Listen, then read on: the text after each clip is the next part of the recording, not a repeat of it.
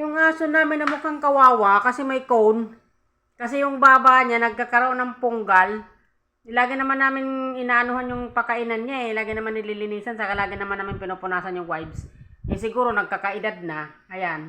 Ginamutan namin yung ano niya, bandang baba niya. Kasi nakakalbo na sa kakakamot. Bagong gupit nga yan oh. Tingnan mo. Pag yan, ganyan siya. Basta may may cone, nagmumukha siyang kawawa. Hindi kasi siya makagalaw.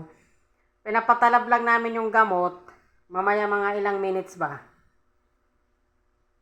Ilang minutes din. O, 5 minutes lang. Eh, hindi pa nagpo 5 minutes. Sino mo ito? Nagkirat-kirat, oh.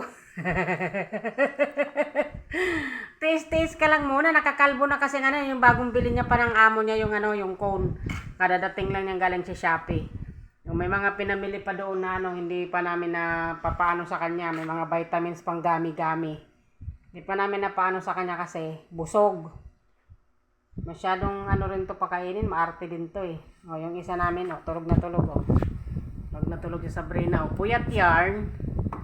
Hello mga subscribers! Hello!